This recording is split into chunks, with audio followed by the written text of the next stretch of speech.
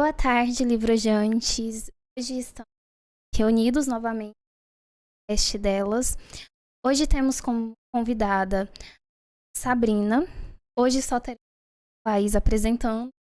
Infelizmente, a Isabela não poderá acompanhar nessa jornada incrível. E a Sabrina é mãe, professora, mestre e, daqui a algum tempo, doutora. Nos conte mais sobre você, Sabrina. Quem é a Sabrina? Bom, a Sabrina.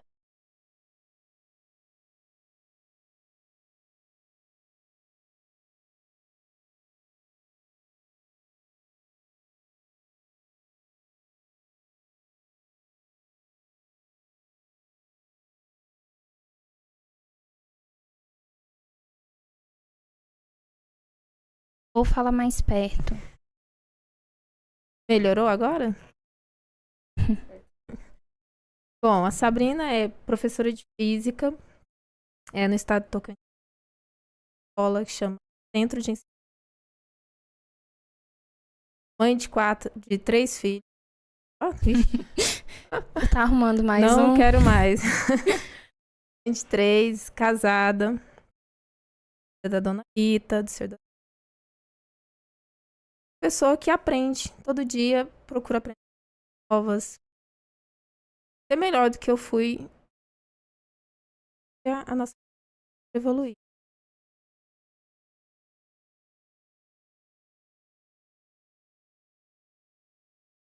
E como foi essa escolha? Vou fazer física. O que te levou a escolher a foi determinante? É isso que eu quero pra minha vida. Bom, por muito tempo eu não sabia essa resposta. Vou te contar o que eu fiz no dia, né? Eu fui escolher o curso e pensei assim, tem que ser um curso que eu possa fazer à noite, porque eu preciso trabalhar. Nessa época eu já tinha a Leandra, eu tinha que trabalhar. Tem que ser à noite, não vai ser direito, porque eu gosto de direito. E foi super aleatório pra mim na época, né? Então eu falei, física, é física. Hoje, depois de um certo tempo, né, que eu comecei a ler algumas coisas, a participar do GGP, né, curso de autoanálise que a gente faz, eu percebo hoje que eu sei de onde eu tirei essa vocação. Meu pai é torneiro mecânico e quando eu estava grávida da minha filha, eu ajudava ele na oficina. Então eu ficava ali lidando com os livros que ele tinha para montagem de engrenagens, para montagem de peças, instrumentos de medida. Então aquilo, de certo modo, internalizou.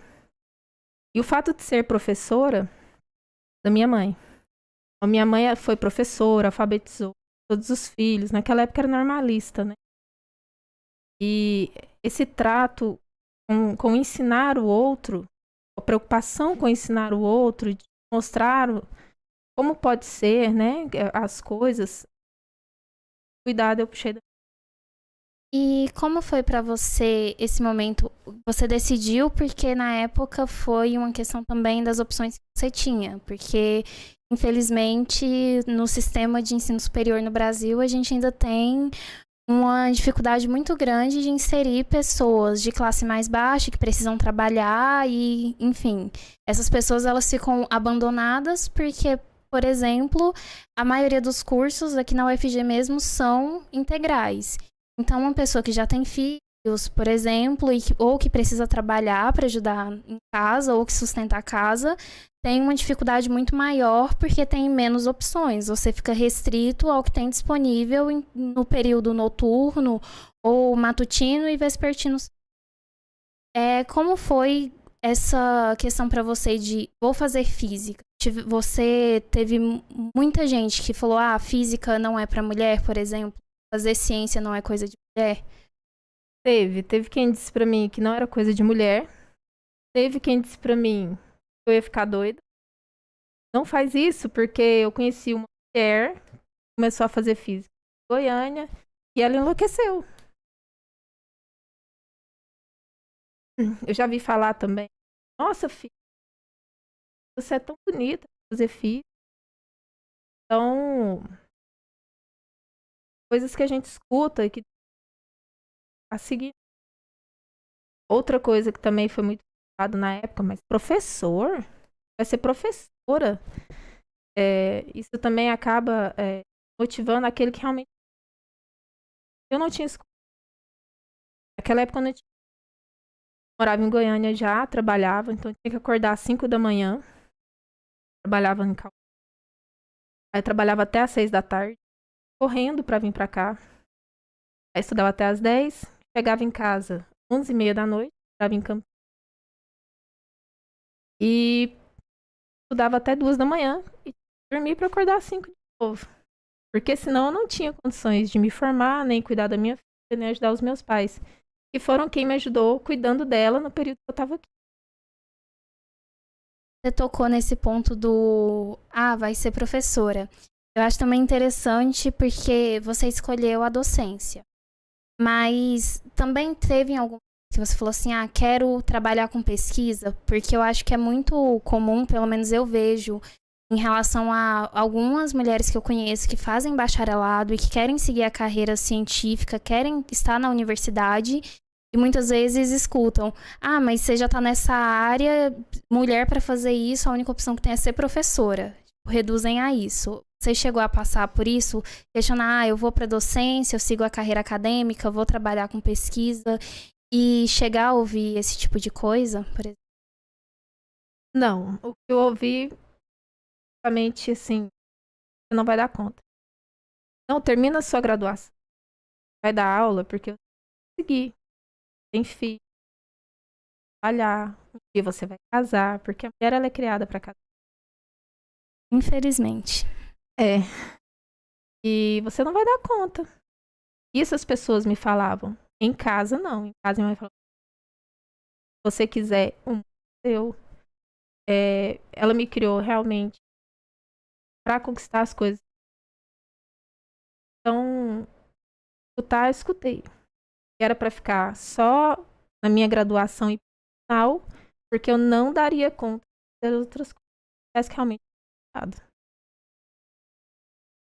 Eu estou só na graduação e eu já acho bem pesado, é bem difícil. Então, eu realmente admiro muito quem consegue permanecer na graduação e trabalha, e ainda mais quando a pessoa trabalha e tem filho, porque é completamente diferente você trabalhar e falar: tá, eu trabalho, mas para me manter. E você sabe, e é muito mais complexo quando você fala: ok, alguém depende de mim. E se eu não conseguir fazer isso, não sou eu. Porque se fosse por mim, tá tudo bem, mas tem outra pessoa, tem uma criança envolvida. E você citou sobre a questão do apoio dentro de casa. E eu acho que faz toda a diferença, essa questão do apoio dentro de casa, porque se você sai da sua casa com a convicção de que você, de fato, por mais que a sociedade não crie um espaço, tem ali e tá, ok, mulher pode fazer o que ela quiser, mas a gente sabe que não é bem assim, que o tempo todo apontam um dedo e falam: você não pode fazer isso, mas você tem que fazer aquilo, mas você vai ser cientista, e tratam como se mulheres que seguem uma carreira científica fossem desleixadas, não só com a aparência, mas tratam como mulheres mal amadas. E essa é a visão que as pessoas têm. Então, eu acho que essa questão da família é muito importante. Você sair de casa para encarar uma sociedade completamente machista, mas você voltar para casa e saber que quem tá ali tá te apoiando. E eu nem falo que sociedade... Todo mundo. Então, agora não, nessa geração. Agora elas estão bem mais esclarecidas. Mas eu ainda hoje me pego às vezes em situações. Eu sou machista. Eu fico, Aí minha filha, que hoje já tem 21 anos, puxa a orelha. Mãe, presta atenção. Então, a única coisa que eu pensava mesmo, de fato, era assim: eu tenho uma meta e eu vou conseguir. Só que as minhas metas, elas sempre ficam em casa. Então, eu tive aliança, eles falaram: naquela época, se você engravidava, você estava condenada a cuidar de sua filha, limpar a casa, seja algo que a gente deva dar valor, né? Mas assim, não ia além disso. Era que as pessoas pensavam e diziam. questão da humilhação da família, tinha tudo isso. Tem ainda hoje, só que eu estabeleci para mim uma meta, fazer meu curso superior. Eu quero seguir a carreira da pesquisa. Eu acho que se eu entrar para essa área de ensino de pessoas, eu sei que eu vou aprender com as pessoas. Eu sei que a todo momento a sociedade muda, coisas mudam, as pessoas precisam mudar. Se eu não pesquisar, se eu não estiver atenta, eu vou ficar para trás. E a minha filha está crescendo. Como é que eu vou acompanhar o desenvolvimento da minha filha, a maturidade dela enquanto ser humano? Eu paro, né? Se eu deixo de pesquisar e de ser curiosa com as Em relação ao mestrado, quando você decidiu fazer o mestrado, ou qual área você decidiu seguir no mestrado? Estava na graduação, trabalhei na secretaria da pós. Porque quando eu saí do call center, aí eu peguei uma bolsa permanência na universidade. Então, vim trabalhar aqui na secretaria da pós. E aí eu comecei a ter contato com a pós-graduação. E aí sempre eu recebia convite. Vem fazer a pós aqui com a gente, mas na física dura, né? E eu pensava assim, eu sempre soube muito bem o que eu não queria. Acho que isso já me ajudou bastante. E eu falo muito isso para meus alunos. Eu falo, se você souber o que você não quer, eu te ajudo bastante. É meio caminho andado. Então eu sabia o que eu não queria. Então quando eu tive contato com a pós e vi a questão da pesquisa, eu me interessei muito, achei aquilo fantástico, mas na área da educação. Porque eu ia ser professora, eu ia para a escola pública. Era lá que eu tinha que pesquisar. E aí foi nesse que eu decidi. E parte da pesquisa. Da educação mesmo. E agora no doutorado, qual é a sua pesquisa que você está trabalhando? Bom, depois de várias idas e vindas, né? A gente resolveu trabalhar com... Ele é de tudo um pouco. É antropólogo, filósofo, teólogo, chama Bruno Latour. Bruno Latour, ele vai dizer pra gente que a gente vive... o que as pessoas chamam de sociedade, na verdade, são coletivos. Coletivos são formados, né, por atores humanos e não humanos. Até aí tudo bem, assim, tudo bem entre aspas, né? Tem gente que não aceita. Mas aí ele foi verificando e as críticas foram surgindo e eles detectaram que você pode até traçar essas redes, esses coletivos. Mas você não consegue qualificar o que acontece nessas conexões. Então eu vou trabalhar com a parte um pouco mais atual da teoria de Latour, que fala sobre os modos de existência. Que é, por exemplo, assim, ele cita isso no livro, que eu acho que é um exemplo bem bacana. Se você vai analisar a chuva, é um cientista. Então, o que é a chuva? A chuva, para a ciência, é isso. Pega esse mesmo conceito seu de chuva e vai para uma tribo. Vai ser a mesma coisa? Não vai. Porque você tem modos de existências diferentes. Você tem valores. Você tem verdades diferentes em cada local, em cada compartimento dessa rede, né? Então, a gente vai estudar isso, esses modos de existência, mas dentro da formação de... Muito interessante. Eu gosto bastante. Eu faço física médica, bacharelado, mas eu gosto muito dessa parte da educação. Eu acho muito interessante essas visões da educação voltada para a pessoa, porque tem pessoas que acham que a educação ela é algo muito fixo, pré-definido. Não é isso. Você pega uma aula e você explica esse conceito e às vezes as pessoas pensam que você explicar sempre da mesma forma funciona. Aí falam, mas fulano estudou isso e aprendeu em 2 dias. Por que em 2 anos você não consegue? Só que são pessoas diferentes, essas pessoas têm uma visão de mundo diferente e às vezes o que funcionou para o fulano aprender em 2 dias, para o outro não funciona.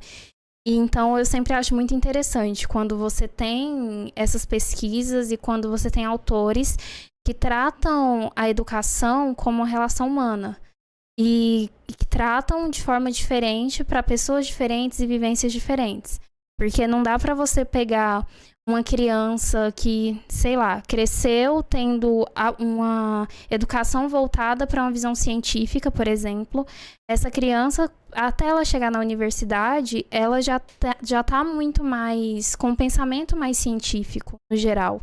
Porque se você pega desde a educação básica, explica para uma criança o que é um cientista, o que é o método científico, dá para ela material para ela trabalhar dentro do que é a ciência, mesmo que seja de uma forma rasa, quando ela já se torna um adulto crítico.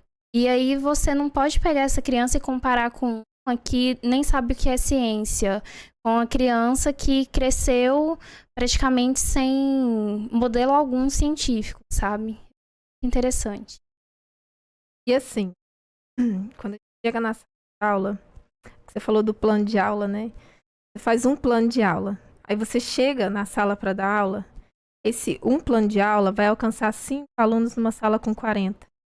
Você tem ali 40 pessoas diferentes, de valores diferentes, vivências diferentes. E você leva um único modelo de aula e você depois percebe que aquele modelo alcançou. E mais, daquelas 40 cabecinhas diferentes, cada uma aprende de uma forma diferente. Então, eles têm estilos de aprendizagens diferentes. Então, por sorte, o seu plano de aula conseguiu alcançar 5 pessoas com valores parecidos com o seu, com entendimentos parecidos com o seu, e que aprendem de acordo com o que você acha que eles deveriam aprender. E aí a gente avalia o restante, os outros 35, como não aprendeu.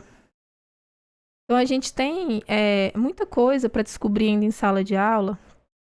Descobrir não, na verdade é reconhecer. E às vezes essa uniformidade que a gente leva para a sala, ela não é eficiente. Dá trabalho.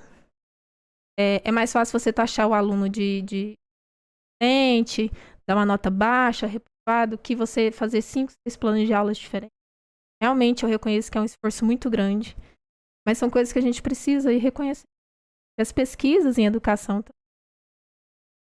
Eu acho que a parte mais triste disso tudo é a questão do apoio e do incentivo aos professores, porque você ser professor hoje no Brasil é estar abandonado, literalmente, e é algo novo, porque, por exemplo, os meus professores, alguns tentavam fazer uma aula mais interativa, tentavam trazer projetos novos, só que ainda assim era muito difícil, porque os que tentavam fazer isso encontravam uma resistência muito grande, talvez da própria escola, ou era algo tipo, tá fazendo bagunça, ao invés de dar aula de física mesmo, você tá fazendo bagunça, você não tá ensinando física, ou você não tá ensinando química, você tá misturando coisas e fazendo explosões. Então eu acho que é bem difícil, porque os nossos professores também tiveram essa educação mais... Você senta, lê e é isso. Então, eu acho que é um desafio que ainda vai perdurar durante muito tempo, mas que vale a pena sempre discutir e sempre ouvir também os alunos, né, os estudantes, porque são eles que vão ser os futuros professores e eles sabem melhor do que quem já passou por aquilo. Porque se você me perguntar hoje, Laís, o que é que você acha que tem de errado no modelo de ensino? Eu não vou saber te apontar, porque pra mim já faz tempo que eu passei por lá. Se você virasse pra mim e perguntasse quando eu estava no 3º ano do ensino médio e falasse, Laís, o que você acha que seu professor de química faz de errado que torna o ensino da química mais chato, mais massivo? Eu saberia te pontuar. Só que agora que eu já aprendi... Eu tenho certeza que se eu for ensinar, eu vou errar muito e vou cometer os mesmos erros que o meu professor cometia. Então, eu acho que esse olhar com mais cuidado para quem está aprendendo agora também é importante. E a gente vê muito, Laís, também. Estudantes hoje têm vergonha. Eles têm medo de serem punidos. Eles têm medo de abrir o jogo e falar, professor, essa aula foi horrível.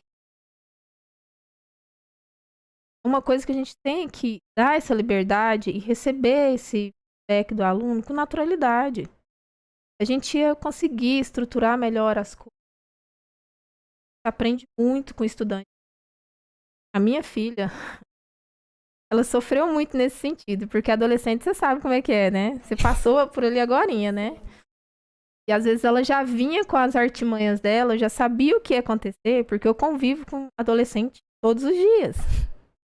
Então, às vezes, situações que os nossos alunos passando em sala, que vêm de casa, trabalho com alunos, às vezes absurdas, às vezes coisas que a gente acha que é pequena, mas que no fundo vai afetar aquele aluno, aquela pessoa, né, de uma forma drástica, eu já não fazia. Coisas que antigamente eram coisas naturais. Aquele papo, mas eu apanhei e não morri, né? Eu fiz isso, mas não morri. E hoje todo mundo é mole. Não é verificar que a gente foi, grande medida, a gente foi agredido, a gente foi atacado. Na nossa época era diferente, os nossos pais reproduziam o que eles viviam. Eram coisas. E a gente acaba reproduzindo. E eu corrigi muita coisa estando em sala de aula, vivenciando isso com os alunos. E quando se trata de corrigir a minha prática docente, eu pergunto a eles, o que vocês acham? Eles têm medo. Eles ainda se sentem tolhidos, vergonha, têm medo de punição, têm medo de perseguição. A gente ainda tem aquela ideia de que o professor me reprovou. Infelizmente, a gente não encontra. Coisas são barreiras que a gente tem que superar. Questão de acolhimento, superar traumas que a gente traz. Como você disse que ia repetir alguns erros, a gente repete também. Coisas que a gente... Eu acho muito interessante essa questão da relação professor-aluno. Porque, assim, pra mim, a educação que eu recebi sempre foi professor é autoridade. Então, em casa, sempre foi professor é autoridade. Na minha época, se você estivesse fora da escola e passasse um professor na rua, todo mundo parava e abaixava a cabeça porque o professor estava passando. E, você aprendia mais, tinha mais respeito quando o professor podia usar palmatória. Então, eu cresci dentro dessa ideia. Só que teve um momento em que, no final do ensino fundamental, começo do ensino médio, eu criei uma relação mais de amizade com os meus professores. Então, tinha alguns professores que eu não gostava, mas eu não gostava porque, na minha opinião, não eram professores. Eles eram pessoas que tinham uma graduação e que estavam ali dando aula. Não eram educadores. Eram pessoas que, ao invés de incentivar o senso crítico, elas preferiam que eu copiasse do livro. E isso me deixava frustrada. Por exemplo, eu tive uma professora de história que a prova dela, ela sempre tirava nota minha porque, sei lá, tinha um texto e a gente tinha que responder uma pergunta referente ao texto. Aí no texto estava escrito, a porta da casa onde ocorreu o assalto era azul. E eu não queria copiar. Aí eu escrevia, azul era a porta da casa onde ocorreu o assalto. Ela colocava mais ou menos certo. Então, para ela, o importante era você copiar igual que estava no livro. E se repetia em trabalho, tarefa de casa. Se você copiasse o que estava no livro, para ela, você tinha fechado. Então, isso me frustrava muito. E mudou, eu percebi a diferença quando eu conseguia sentar e conversar com os meus professores. Ouvir a história deles, virar e falar, tá, ok, mas e aí, como foi? E era uma relação completamente diferente. Por exemplo, eu cheguei no ensino médio, eu não usava fração, porque eu não aprendi fração. E eu me sentia uma pessoa completamente burra por não saber usar fração. Porque todo professor entrava na sala e falava assim, nossa, mas fração é fácil. E eu não conseguia entender. E eu achava que o problema era eu. Eu falava, tem algo de errado comigo. Vou usar número decimal que eu tô no lucro. E aí um professor meu, ele era professor de matemática, só que ele me deu aula, ele foi professor substituto durante o tempo. E um dia ele viu uma prova minha e falou, por que que você não tá usando fração? E era uma prova de física, eu fiz uma conta gigantesca. Ele, por que que você não tá usando fração? Eu falei, porque eu não sei usar fração, eu erro. Tá bom, vou conversar com os professores, semana que vem eu tô dando aula na 6ª série, fração. Você quer assistir? Quero. Assisti, e eu aprendi. Mas foi aquela coisa, ele me tirou da minha sala, sentou, olha, tá tudo bem, vamos aprender. E eu aprendi. Eu falei, tá, o problema não é que eu sou burra, é que talvez do jeito que explicaram na aula eu não tenha entendido. E aí tem a questão do constrangimento. Eu não conseguia perguntar pro professor, porque se você pergunta, tem professor que fala que você fez uma pergunta burra. E aí eu acho que isso é horrível, porque tem professor que não entende que você vem de uma vivência diferente. E meu problema com matemática foi justamente porque quando eu fiz a troca do municipal pro estadual, eu entrei na escola quase 15 dias após o início das aulas. E eu não aprendi o que era um número inteiro. E no primeiro dia de aula, a primeira aula foi de matemática. Eu falei, professor, o que é um número inteiro? Ele virou pra mim e falou, problema seu, se vira pra aprender, você nunca vai tirar 10 numa prova minha. Meu Deus. Ele falou, você já deveria saber isso há muito tempo. Só que eu saí de uma escola onde eu não vi números inteiros. E eu fui pra uma escola onde já estava tendo aula há um certo período de tempo. E depois disso, eu parei de fazer pergunta em aula de matemática, independentemente do professor.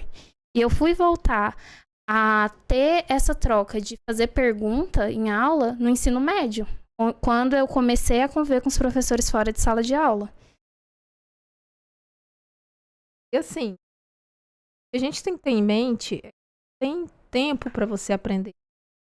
Cada um vai ter seu tempo, cada um vai ter a sua oportunidade de aprender. Tô falando da fração, eu vim corrigir a minha falha com fração na primeira prova de Física 1. Eu conto isso para todo mundo, que eu acho super fantástico. Não? Porque teve um professor que viu a minha prova horrível, tinha lá uma soma de fração ridícula, horrível, que eu respondi. E ele escreveu no cantinho do livro da prova, procure livros de 6º ano para revisar a questão da soma de... Então ele me acolheu, ele teve cuidado, teve zelo, teve carinho. Ele tinha carinho por mim. Se fosse um professor como eu, que a gente vê às vezes no bacharelado acontecer, teria desistido. É o que acontece aqui. A gente entra aquele monte de licenciando, monte de bacharel, suportam um semestre. Sai. E às vezes ficam mais na licenciatura do que... Porque tem esse acolhimento um pouco diferenciado, né? Eu espero que tenha mudado isso na minha... Entre 2006 e... Às vezes a gente passava dificuldade numa disciplina e a gente ouvia o professor falar, não, mas aqui é assim mesmo, só ficam os melhores. Então, Felizmente ainda acontece. Sinto muito, mas... Eu queria muito que isso tivesse mudado, sabe? E o importante não é você, naquela hora da prova, a prova realmente é para testar o seu conhecimento instantâneo. Mas se você percebeu que você errou, vai atrás e corrige isso, beleza, a prova cumpriu. E a gente não pode tolher ninguém. Seja seu filho, seja um aluno, seja no superior, você não tem um direito responder assim de forma tão ríspida, de forma que a pessoa fala assim, não quero mais isso. Você acabou com o sonho. Pra mim, eu acho que um fator importante pra eu não ter desistido da física até hoje foi o acolhimento que eu recebi antes de entrar na graduação. Foi do meu professor de física do 3º ano. Ele estudou aqui, ele fala que o sonho dele é fazer física. Ele não faz, porque agora ele tem estabilidade, tem filhas, ele quer curtir, e tem um outro fator, ele diz que ele não tem psicológico pra entrar aqui de novo, porque é um problema grande. E quando eu falei que eu queria fazer física, ele me acolheu, ele falou, olha, eu só quero que você entre consciente, sua base matemática é horrível, tudo bem que você é uma aluna excelente, mas sua base matemática é horrível, entre consciente disso. Vá atrás de melhorar a sua base.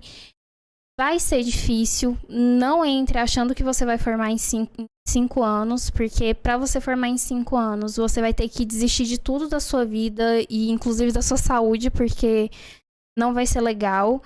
Mas coloca na sua cabeça que o problema não é você começar mal.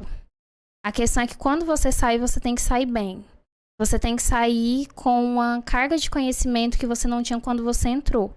Então, se você entrou e você tá indo mal ou tá indo devagar, não tem problema, vai no seu tempo. O importante é você ir melhorando. Você não pode piorar. Porque o problema é a pessoa que entra muito bem, piora, piora, piora e fica ali. Agora, você ir devagar e ir melhorando aos poucos, isso não é um problema. Então, pra mim, isso foi muito importante. Porque eu acho que em muitos momentos aqui em que eu fiquei, tipo, o que eu tô fazendo da minha vida? Eu ainda me pergunto isso, enfim, muitos momentos, mas eu paro e penso, tá, quando eu entrei aqui, quem eu era quando eu entrei aqui? E hoje eu já tô muito melhor que isso. Hoje eu consigo fazer isso. Eu não conseguia. Então eu acho que pra mim esse acolhimento que eu recebi mesmo antes de chegar foi muito importante, porque é uma coisa que eu paro e reflito muito. Então,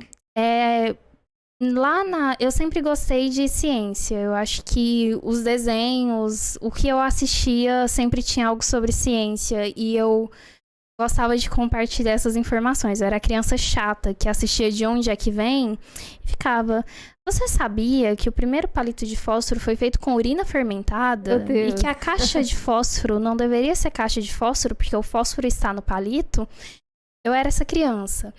E na escola eu não tinha muitos amigos, então eu ia... Na minha escola nem tinha uma biblioteca, era um almoxarifado e lá tinha muitos livros, eles guardavam os livros lá, e tinha a revista Ciência Hoje para crianças, e eu adorava ler revista Ciência Hoje para crianças.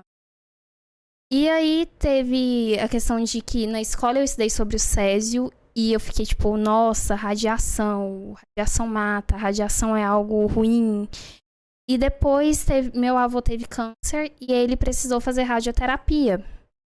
E eu fiquei, radiação mata. E eu fui conversar com pessoas e aí me explicaram, não, mas sim, é a mesma radiação que você tem lá no césio, mas você pode usar radiação em tratamento médico. E ficou essa questão, esse fascínio por radiação, de fato, sobre o assunto. Aí eu esqueci, mas desde criança, a primeira profissão que eu quis ser foi astronauta, aos 5 anos de idade. Aos 8 mudou para cientista e permaneceu no cientista. E aí no ensino médio eu pendi um pouco para biologia. Eu falei, não, mas eu gosto mais de física, mas eu não consigo separar química, física e biologia, são muito complementares. E um professor de matemática falou sobre o curso aqui da UFG e falou que achava que era o meu perfil. Aí eu fui pra internet, Google, física médica, e eu, que porcaria de curso, não quero. Mas aí eu vim pro Espaço das Profissões, assisti às palestras sobre o curso e eu já saí daqui e falei, ok, é isso que eu quero pra minha vida. E foi tanto a minha primeira quanto a minha segunda opção de curso no SISU. Então, foi aí, eu falei, é isso que eu quero fazer e pronto. Legal. Estou aqui até hoje. Deu certo. Tá assim, dando. Pegou as 3 áreas que você... Sim, tá dentro do que eu gosto de fazer, do que eu gosto de estudar e é isso, estamos seguindo. Eu que tô te entrevistando. Não, mas e pretende tranquilo. continuar? Pretendo, só que eu estou meio na dúvida, porque eu gosto da clínica, eu pretendo fazer residência clínica, mas, segundo os meus colegas que convivem aqui nessa sala com a gente, eu também pendo muito pro lado da licenciatura e em algum momento talvez eu opte pela docência. Eu ainda não decidi, porque são 2 coisas que eu gosto muito e talvez eu tente integrar as 2. E quanto tempo para terminar o seu curso? Assim, essa pergunta... Na minha época a gente tinha semestres, agora é tudo... O tempo que falta para eu terminar meu curso agora é o tempo total que eu vou... É a diferença entre o ano que eu saí e o ano que eu entrei. É isso, e o ano que eu estou agora. Precisamos fazer essa conta. Ainda tenho que descobrir em que ano irei sair daqui. Porque é complicado, mas seguimos. Era bem quadradinho. Então, eu terminei o curso 4 anos certo. Todo mundo tinha muito essa mudança. Período, vou pegar o vou pegar o texto. Hoje a gente fica... Eu pergunto, a gente fica meio perdido. Mas eu acho que também se tivesse isso de seguir os períodos certinho, a gente acabaria tendo um problema que ninguém ia formar. Porque, por exemplo, eu tenho muito amigo que tá no final de curso e tá devendo as matérias de base, sei lá, cálculo 1. E às vezes a pessoa já pegou cálculo 1 3 vezes. Só que o índice de reprovação em cálculo 1 é absurdo. E o problema do cálculo 1 não é o cálculo, é a matemática básica. E eu digo isso porque eu peguei cálculo 1 3 vezes. E eu passei, no dia que eu peguei livro da 8ª série, sentei, fui revisar desde a 8ª série. Eu estudei uma semana para a primeira prova. E eu fui melhor do que nas outras vezes que eu estudei cálculo, de fato. Então, a gente tem um problema e eu acho que o ensino também. Na sua época, era vestibular para entrar? Aí, no vestibular, você já tem um estudo voltado, né, para a área que você vai seguir. A gente estuda pro Enem. Hoje em dia, o ensino médio virou um treino pro Enem. Você faz o ensino médio para fazer o Enem. E aí, o Enem, o que você tem de matemática são ali umas 5 áreas muito específicas. E você não aprofunda em nada. Você fica ali, Enem, Enem, Enem, no geral, né? Via de regra, é isso. E aí entra um monte de gente sem base em matemática e a gente sofre, porque a gente não aprendeu lá atrás, tem que se virar para aprender disciplinas da graduação, disciplina que era para ter aprendido antes. É um problema. Eu acho que a falta de base hoje é geral. Escolas públicas. E agora com a pandemia.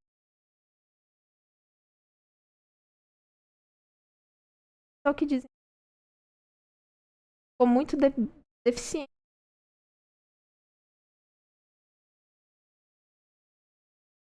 Melhorou agora? Eu vou falar pertinho. Então a gente fica bastante deficiente porque as bases de quem vem da escola pública, e hoje a universidade recebe muita gente, diferente de antigamente.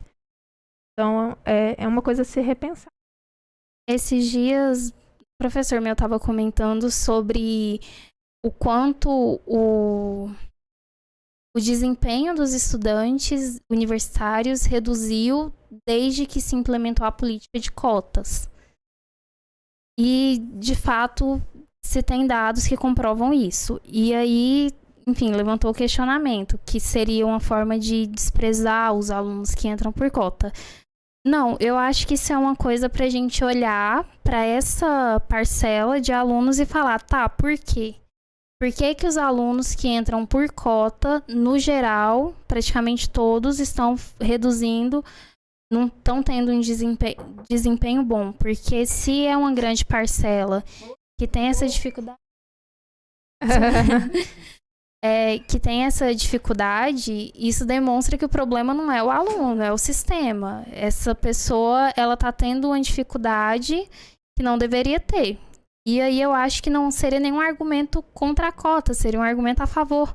Porque se você pega esses alunos, eles conseguem entrar na universidade e tem uma dificuldade muito grande na universidade, você simplesmente está anulando a possibilidade deles entrarem na universidade se a desigualdade no ensino é tão grande, sabe? Se tem um vão tão grande entre o ensino básico particular e o ensino básico público no Brasil, né? Porque aí na universidade a gente inverte, né? Mas no ensino básico é um problema. Você falou, né? A gente tem que olhar tanto para o antes quanto para o depois. As universidades também, elas precisam olhar para esse aluno que está chegando agora com essas deficiências, dificuldade de aprendizagem, né? Verificar o que pode ser feito por eles, porque para você mudar o que vem da base, vai demorar. De acordo com as políticas públicas que a gente tem, vai demorar demais. Então, a universidade, que já tem a sua autonomia, ela consegue reunir esse corpo de professores e pensar um currículo um currículo que realmente vai pegar... Eu lembro que a matemática, uma época, ela fazia... Os alunos entravam e antes de entrar, de fato, nas disciplinas, tinha tipo um... PET? Eu acho que era alguma coisa no sentido de um semestre de revisão e para ensinar eles a matemática básica. Aí muitos desistiam ali também, mas talvez era a metodologia que era utilizada. Só que a lógica é interessante. Isso realmente deveria acontecer. Eu acho que o mais importante disso é que muitas vezes tem docentes que entendem isso. Eu falo porque eu tive um professor de cálculo excepcional e um dia um aluno na sala falou a questão da pergunta boba. Ah, professor, eu tenho uma pergunta boba. E a postura dele foi: não, nenhuma pergunta é boba. Porque se você olhasse para mim hoje, dentro dessa sala, em universidade, fazendo uma graduação e falasse: professor, eu não sei a razão de 1 mais 1 serem 2. Eu, como professor, como educador, a minha obrigação é me questionar porque você não sabe. Tá, o que aconteceu para você chegar aqui com essa deficiência? Mas nada me dá o direito de virar para você e falar que a sua pergunta é boba, que a sua pergunta ela é menos relevante do que o aluno que fez uma pergunta sobre o conteúdo da aula de hoje. A minha obrigação, a minha postura como educador deve ser virar para você e falar: tudo bem, você não aprendeu antes, mas a gente pode aprender agora e te ajudar a entender agora por que isso é importante e tentar entender por que você não aprendeu antes. Então, ele era simplesmente excepcional. Foi um professor que, para mim, foi muito prazeroso estudar com ele. E que eu aprendi muito, não só no âmbito do cálculo. Eu acho que aprendi muito como ser humano também. Porque realmente foi... Uma disciplina foi gostosa de cursar. Cálculo é pesado, mas dava prazer estudar porque eu sabia que em qualquer momento eu podia, sei lá, falar: professor, eu esqueci quanto que é 1 mais 1. E ele fala: Laís, é 2, você sabe, né? Vamos lá, ó, puxa aí na memória. Não seria uma coisa opressiva. Então, eu acho que esse tipo de docente faz muita diferença no caminho, né? Universidade, ela é universidade porque você convive com pessoas de todo tipo. E a gente costumava falar que, às vezes, você encontra um professor que é ruim, assim, é ruim, de ser carrasco, de dar umas respostas, não realmente dá com aquele cuidado que deveria, e a gente precisa entender que ele também vai servir pra gente. Um mau exemplo. Esse tipo de professor eu quero ser. Aí você encontra professores assim, você citou. Então, eu saí daqui, tem professor que eu peguei o quadro, então eu quero aprender a fazer um quadro desse quando eu for dar aula. Outros que eu falei: não, esse eu não quero nem passar perto do que ele faz numa aula. Então, a universidade realmente é esse espaço onde você vê com todas essas diferenças, coisas ruins, humilhantes até, mas que você tem que saber tirar as lições.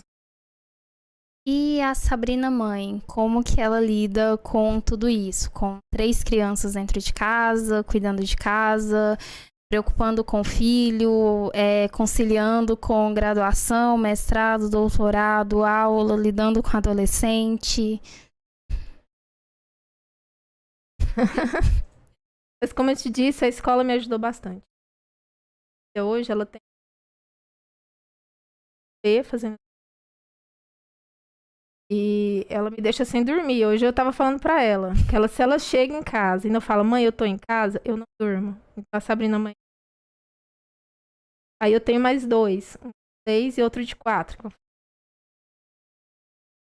eles ficam resfriados, gripados, a Sabrina mãe não consegue estudar as coisas. Por mais que eu tente, senta à mesa, fala: olha, agora eu vou estudar. Eles entendem. As crianças, elas têm uma facilidade de compreender a situação fantástica. Eles entendem. Tanto é que se chegar outra pessoa e começar a gritar, eles falam. Mas o tempo inteiro eles vêm: mãe, o que é isso? Mãe, fulano fez isso. Então, ser mãe e estudar, tô afastada, né? Agora escola, tô por de estado. Mas ser mãe em tempo integral é uma carga assim muito superior a qualquer outra coisa que você dá para uma. Às vezes eu deixo a casa a desejar.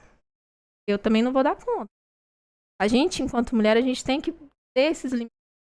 Eu consigo cuidar do filho, tá? Mas eu não vou dar conta de arrumar a casa. Então, se chegar alguém e falar: não, a casa tá bagunçada, tá? Então, antigamente, eu sogra esse dia. Quando se chegava na casa de uma pessoa casada, a pia estava arrumada, os filhos estavam limpos, o almoço estava pronto, as roupas estavam estendidas e ela tinha que estar feliz sorrindo. Porque ela era uma exímia dona de casa. Mas ninguém via quando ela ia dormir à noite com as costas cansadas, os pés doentes. Às vezes ficou sem comer. Então, isso hoje acontece também. Que é mãe, que trabalha fora, estuda, que tem a casa para cuidar, a gente também passa por isso. Só que você tem que saber pesando.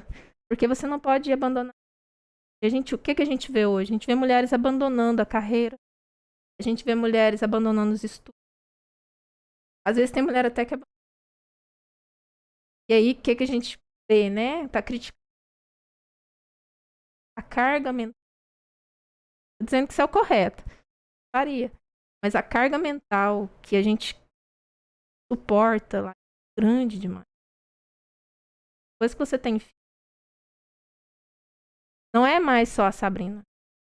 A Sabrina, ela é alguém que está o tempo inteiro cuidando de outros. Mesmo a distância. Uma vez um colega meu, ele chegou pra mim e falou assim, o que deixa a Sabrina feliz? Ah, meus filhos saudáveis, bem, ter meu emprego. Não. Tô perguntando dos seus filhos. Perguntando o que deixa a Sabrina, pessoa, ser humano. E na época eu não soube responder. Eu acho que acontece isso porque, querendo ou não, hoje em dia, ok, já conquistamos muitas coisas, mas eu acho que a gente ainda não conquistou. Não é que a gente não conquistou, é uma questão de que tem essa questão de que mulher tem que dar conta de tudo. E eu escuto muitas vezes, a mulher não queria igualdade? Tá aí a igualdade. Só que a igualdade que pregam é você pegar ônibus 5 horas da manhã, só tem mulher dentro do ônibus indo trabalhar às 5 horas da manhã.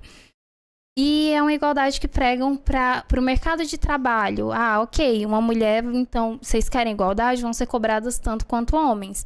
Mas aí você vai analisar a questão salarial, as mulheres que exercem o mesmo cargo que um homem recebem menos. Aí você vai olhar para dentro das casas das pessoas, o que acontece é que homem, eu trabalhei o dia inteiro, eu tô cansada. Só que mulher não pode se dar o luxo de chegar domingo e falar, vou comprar um pote de sorvete, colocar Netflix e virar meu dia assistindo a minha série. Porque aí você é preguiçosa, aí você não tá fazendo o que você deveria fazer, você não lava uma louça.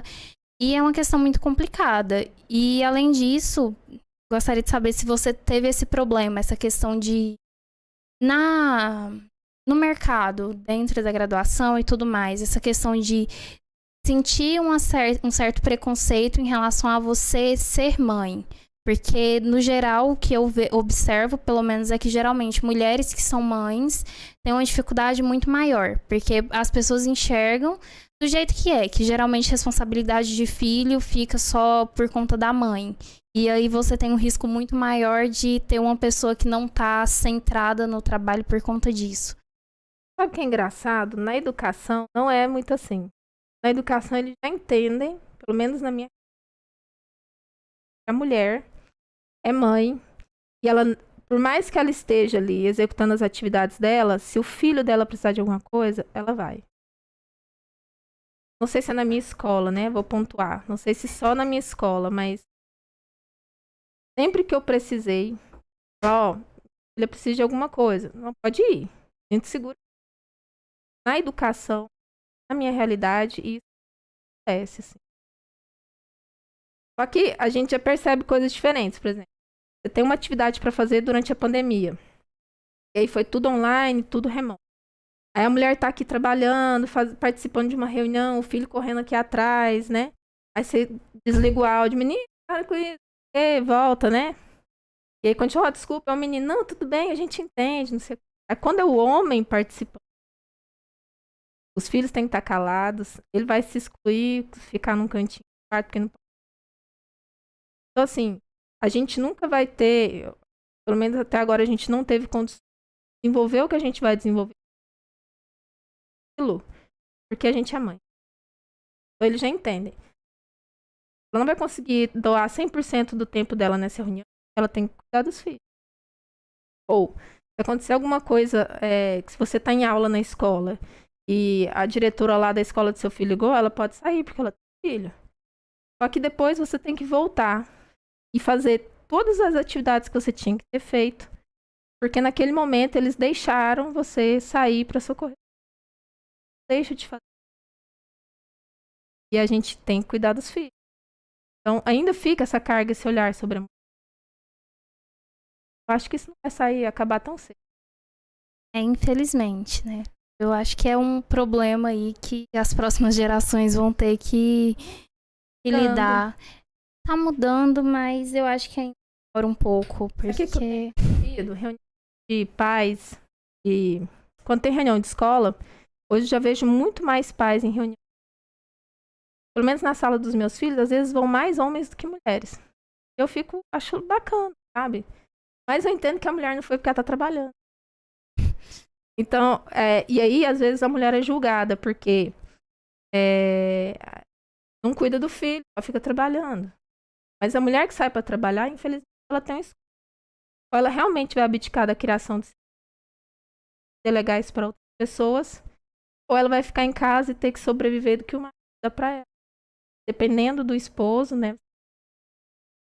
Mas o que me irrita nessa história é que a mulher que abdica de estar ali, tá mais participativa na criação dos filhos para buscar seu lugar no mercado de trabalho, ela é criticada por conta disso.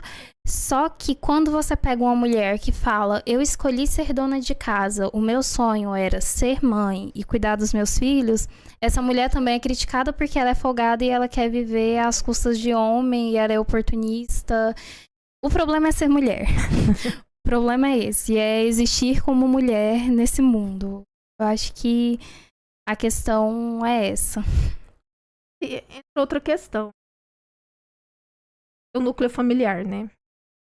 Você tem um esposo e vai entender isso.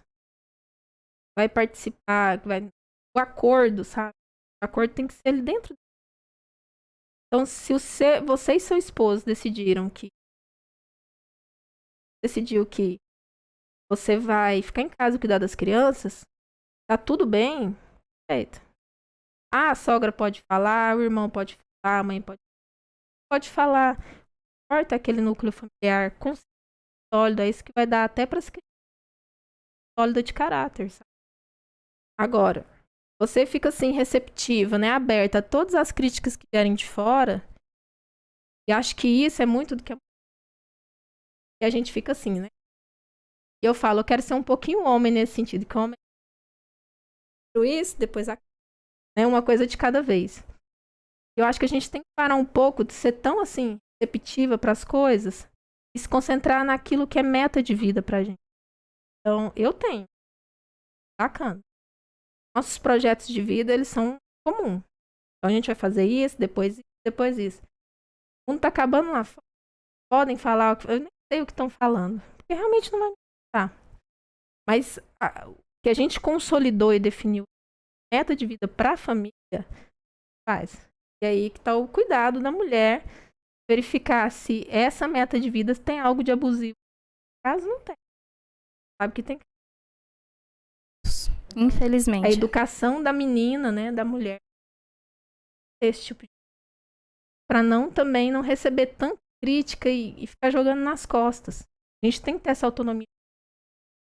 Acho que um dos problemas é na educação básica, porque geralmente meninas são criadas para serem aceitas, para serem perfeitas. Ah, se você for a mais bonita, se você for a mais inteligente, se você for a mais educada, os garotos vão olhar para você.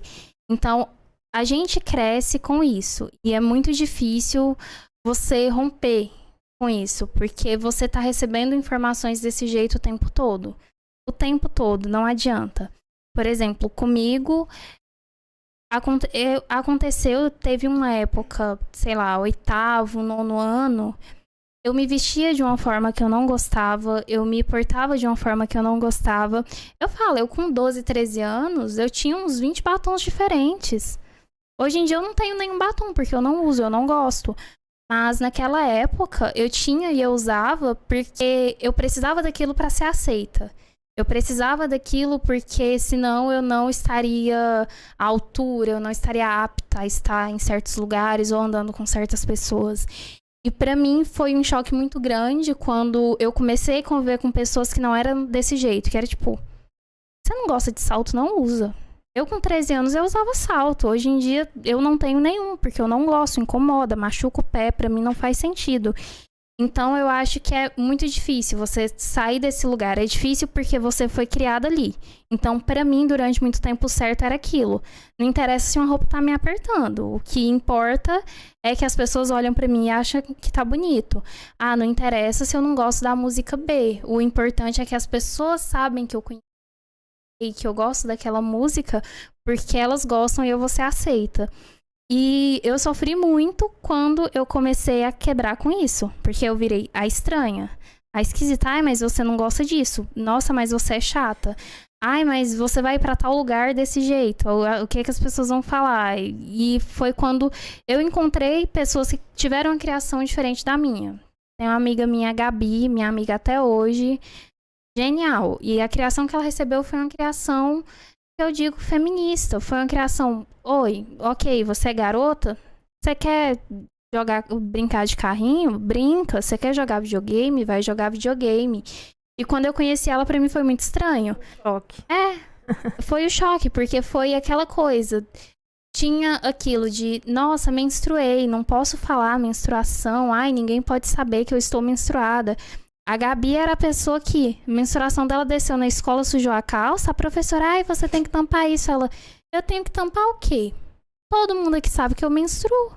Por que que eu vou tampar? Problema de vocês, não quer ver, tampa o olho. Então, eu comecei a conviver com pessoas desse jeito, mas foi uma coisa muito gradativa.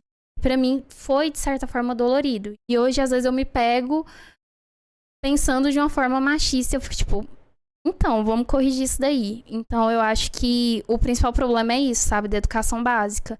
Porque a gente ainda cria meninas para serem aceitas e cria meninos para escolherem meninas perfeitas, olha só. Então, meninos, geralmente você não fala pro menino, ah, você tem que ser educado, você tem que ser responsável, você tem que ser uma pessoa agradável, você tem que ser uma pessoa que sabe conversar, que sabe se portar.